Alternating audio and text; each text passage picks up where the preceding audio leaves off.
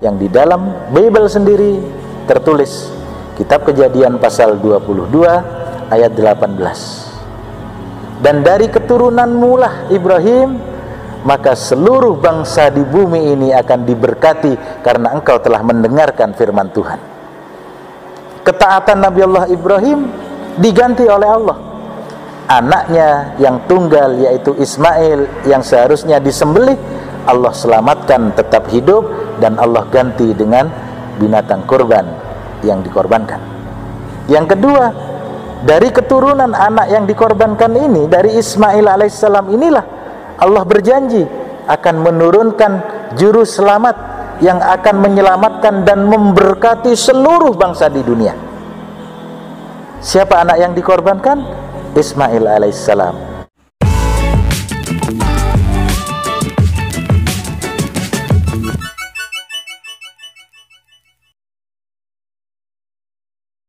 Ternyata Al-Qurtubi benar.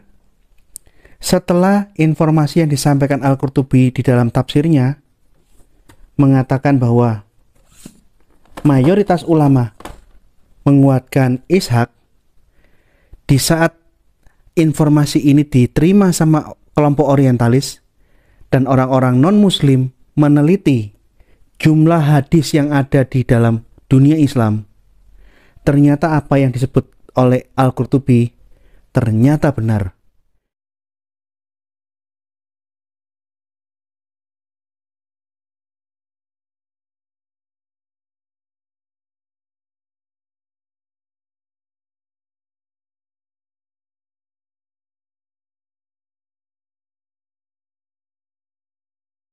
Shalom saudara yang terkasih.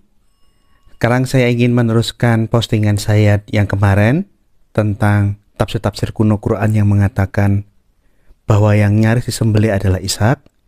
Saya akan menambahi dalam postingan ini, ternyata di dalam hadis sahih, memang yang mengatakan Ishak jauh lebih banyak dari hadis yang menguatkan Ismail. Jadi kemarin saya menggunakan tafsir abad ke-13, tafsir Al-Qurtubi, yang menguatkan memang Ishak yang nyaris dikorbankan. Kemudian saya tunjukkan tafsir abad ke-10, tafsir At-Tabari, yang mengatakan hal yang sama, bahwa Ishak yang nyaris dikorbankan. Nah, di sini saya juga kemarin saya menggunakan tafsirnya Muqatil bin Sulaiman, yang mengatakan bahwa yang nyaris dikorbankan adalah Ishak. 3 tafsir sudah saya tampilkan di postingan yang sebelumnya. Hari ini saya tambahkan lagi tafsir Quran Ibnu Mas'ud, sahabatnya Muhammad. Orang yang paling tahu Quran setelah Muhammad, kata Muhammad, adalah Ibnu Mas'ud. Nah, Ibnu Mas'ud juga mengatakan yang sama, yang akan kita bisa saksikan berikut ini. Ini adalah tambahan dari postingan saya kemarin, bahwa ada banyak tafsir-tafsir Quran zaman dahulu yang menyebutkan bahwa Ishaklah yang disalibkan. Di halaman 851 di sini dituliskan bahwa dari Al-Hakim Ismail Al-Fadil bin Muhammad At-Sarani menceritakan kepada kami, kakekku menceritakan kepada kami, Sunaib bin Daud menceritakan kepada kami, Hajjaj bin Muhammad menceritakan kepada kami dari Syu'bah, dari Abu Ishaq, dari Abu Al-Ahwas, dari Abdullah. Ia berkata yang disembelih adalah Nabi Ismail. Ini ada catatan kaki, riwayat ini bermasalah. Kita lihat sebelum kita membahas masalah di mana permasalahannya, kita lihat riwayat tulis nomor 1002. At-Tabari Ibnu Mutsana menceritakan kepada kami, ia berkata Muhammad bin Ja'far menceritakan kepada kami, ia berkata Syu'bah menceritakan kepada kami dari Abu Ishaq, dari Abu Al-Ahwas yang mengatakan seorang laki-laki membanggakan diri di hadapan Ibnu Mas'ud. Ia berkata, aku adalah Fulan, putra orang mulia. Maka Abdullah Ibnu Mas'ud berkata bahwa ia adalah Yusuf bin Yakub bin Ishaq Zabihullah bin Ibrahim Khalilullah. Kita lihat footnote-nya. Footnote pertama di nomor 1001 ini ditolak. Dalam Mustarda ia menilai sahih, Tapi Az-Zahabi mengatakan Abu Daud Sunaid sanadnya bukan itu. Jadi ada permasalahan sanad yang dinisbatkan kepada Abu Daud Sunaid, padahal sanadnya bukan itu. Nah, sekarang kita lihat nomor 1002. Al-Jami, Qurtubi mengatakan riwayat yang kedua Isa Zabiullah, riwayat ini sahih dari Abdullah Ibnu Mas'ud. Ibnu Katsir sekalipun dia tidak menguatkan Isa, dia lebih memilih Ismail. Riwayat itu menurut Ibnu Katsir adalah sahih sampai Ibnu Mas'ud. Asyuti mengatakan memang itu riwayat sahih dari Ibnu Mas'ud. Ini tambahan dari tafsir Ibnu Mas'ud. Jadi sudah ada kemarin saya tampilkan Al-Qurtubi, tafsir At-Tabari, tafsirnya Muqatil bin Sulaiman, sekarang tafsirnya Ibnu Mas'ud. Al-Qurtubi sudah mengatakan bahwa mayoritas ulama, mayoritas sahabat dan tabi'in menguatkan Ishaq. Mari kita lihat.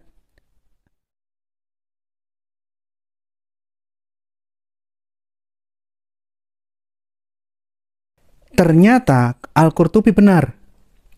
Setelah informasi yang disampaikan Al-Qurtubi di dalam tafsirnya mengatakan bahwa mayoritas ulama menguatkan Ishaq, di saat informasi ini diterima sama kelompok orientalis dan orang-orang non-muslim meneliti jumlah hadis yang ada di dalam dunia Islam, ternyata apa yang disebut oleh Al-Qurtubi ternyata benar. Karena jurnal Semitic Studies, jurnal internasional, ternyata hadis yang menguatkan Ishaq 91, sedangkan yang menguatkan Ismail hanya 49. Jadi ya, sekarang saya tunjukkan ini fotokopian dari jurnal Semitic Study, jurnal Semitic Study nomor 34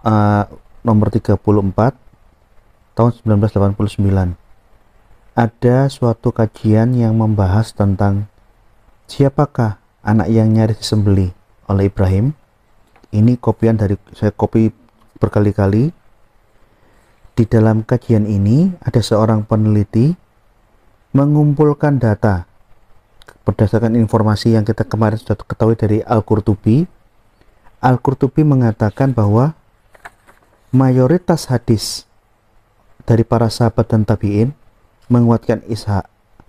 Oleh karena itu, ada seorang peneliti mengumpulkan data-data riwayat hadis antara abad ke-7 sampai abad ke-10, diteliti semua untuk mengetahui seberapa banyak perbandingan jumlah hadis yang menguatkan Ishaq dan berapa banyak hadis yang menguatkan Ismail. Ini diteliti benar-benar dan hasilnya ini.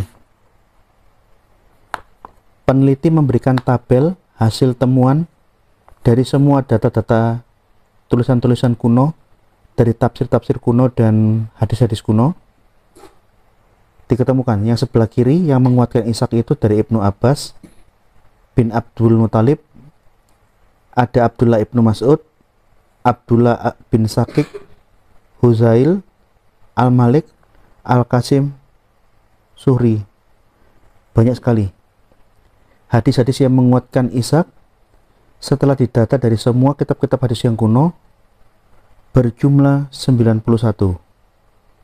Kemudian peneliti ini mendata hadis-hadis kuno yang menguatkan Ismail siapa? Amir bin Wailah, Abu Abdullah, Abu Ja'far. Terus didata Al-Kalbi. Hasil kajian penelitian jumlah hadis yang menguatkan Ishaq dengan hadis yang menguatkan Ismail 91 banding 49. Yang menarik, di dalam penelitian ini ditemukan ada hadis yang menguatkan kedua-duanya. Jadi satu orang sumber periwayat hadis mengatakan bisa Ishaq, bisa Ismail. Ini aneh. Ini hadis yang menguatkan Ishak dan Ismail, dua-duanya Abdallah, Ali, macam-macam. Ibnu Abbas di dalam tafsirnya atau Bari ditunjukkan ada riwayat dari Ibnu Abbas yang menguatkan Ishak, ada riwayat dari Ibnu Abbas yang menguatkan Ismail. Ini yang namanya problem, karena tidak mungkin satu orang mengucapkan dua pernyataan yang berbeda dan bertentangan. Dari hasil pendataan dan penelitian ini 91 banding 49.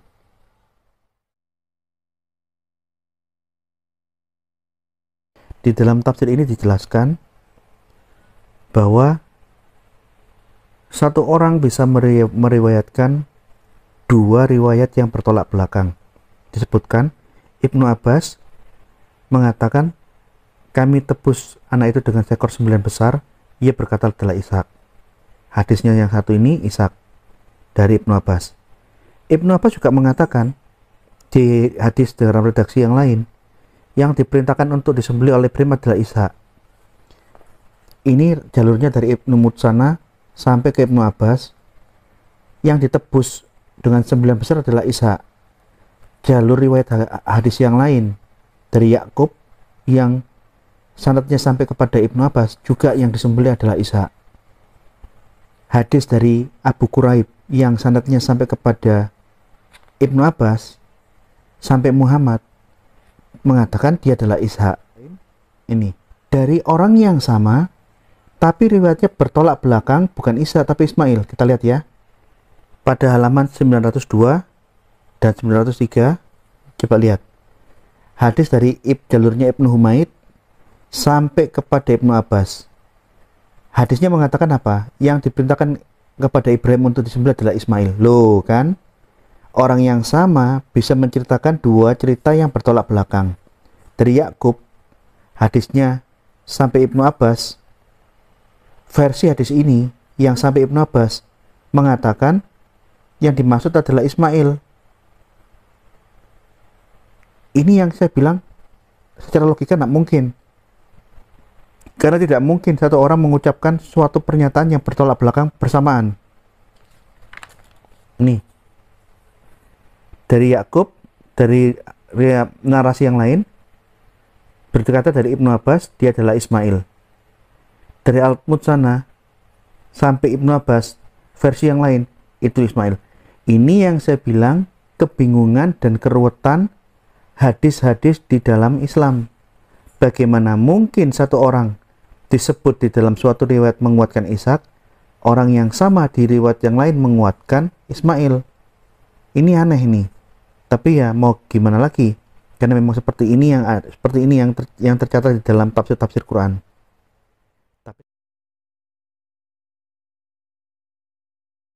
Jadi 65% hadis sahih menguatkan Ishak, 45%, 35% atau 45% menguatkan Ismail. Jadi inilah faktanya bahwa memang di dalam Islam ada silang pendapat. Jadi jangan ragu bahwa memang di dalam dunia Islam yang menguatkan Ishak jauh lebih banyak dan lebih